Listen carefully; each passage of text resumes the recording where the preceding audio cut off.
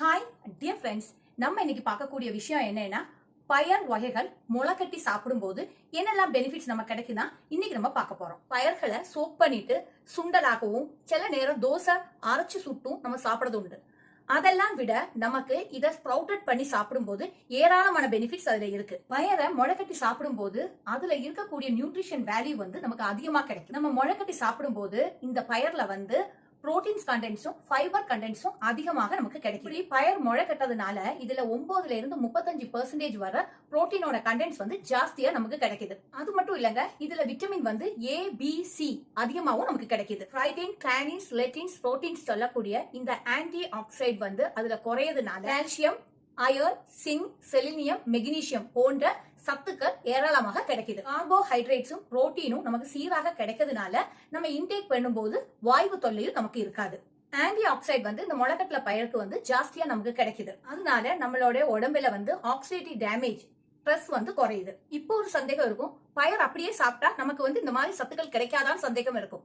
கிடைக்கும், கண்டிப்பா கிடைக்கும். ஆனா நீங்க ஸ்ப்ரவுட்டட் பண்ணி சாப்பிடும்போது ஜாஸ்தியான பெனிஃபிட்ஸ் நமக்கு கிடைக்கும். வெஜிடேரியன் சாப்பிடக்கூடியவங்களுக்கு இந்த மாதிரி முளைக்கட்டி சாப்பிடக்கூடியது ஒரு அருமையான சாப்பாடு. வகைகள் முளைக்கட்டி சாப்பிடும்போது அதுல இருக்கக்கூடிய கம்ப்ளீட் புரோட்டீன் நம்மளோட hair, skin, muscle building, fat loss, body tissue முளைக்கட்டின பயிர் இன்டேக் பண்ணதுனால கம்ப்ளீட் புரோட்டீன் கிடைக்கும். ஒன்ஸ் சீடா இருக்கக்கூடிய இந்த விதைகளை நம்ம ஊற வச்சு அதை ஸ்ப்ரவுட்டட் பண்ணும்போது இதுல ஏராளமான பெனிஃபிட்ஸ்கள் நமக்கு கிடைக்கும். Iron, calcium, phosphorus, biotin, vitamin A and various மினரல்ஸும் அதுல இருக்கு.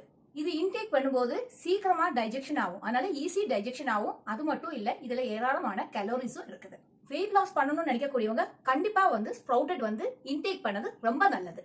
எப்போ, எப்படி, எவ்வளவு சாப்பிடணுங்கிறது இந்த ஸ்ப்ரவுட்டை பத்தி நம்ம தெரிஞ்சுக்கணும். முதல் விஷயம், இந்த ஸ்ப்ரவுட்டை குக் பண்ணியோ ஹீட் பண்ணியோ அதே நேரத்துல பிளெஞ்ச் பண்ணியோ சாப்பிடக்கூடாது. இத நம்ம தண்ணியில போட்டு ஹீட் பண்ணிட்டோம் இல்ல வேக வச்சிட்டோம்னா அதுல இருக்கக்கூடிய எல்லா சத்துக்களும் போயிடும், ஃபைபர் மட்டும் தான் கிடைக்கும். அதனால ஸ்ப்ரவுட்டட் எடுக்கும் போது ரோவா தான் எடுக்கணும். ஒரு நேரத்துக்கு 4 டேபிள் ஸ்பூன் ஸ்ப்ரவுட் மட்டும் தான் நம்ம எடுக்கணும், அதுக்கு மேல எடுக்கக்கூடாது. பிரேக்ஃபாஸ்டா எடுத்துக்கலாம், பிஃபோர் மீல்ஸ்க்கு முன்னாடி எடுத்துக்கலாம்.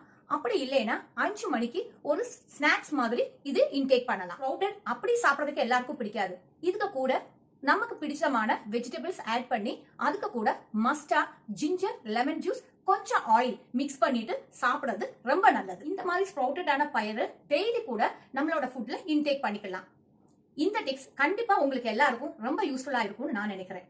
நீங்க என்னோட சேனலை பார்த்துட்டு லைக் பண்ணுங்க, ஷேர் பண்ணுங்க, சப்ஸ்கிரைப் பண்ணுங்க. உங்களோட வேல்யூபிள் கமெண்ட்ஸ் எனக்கு பின் பண்ணுங்க.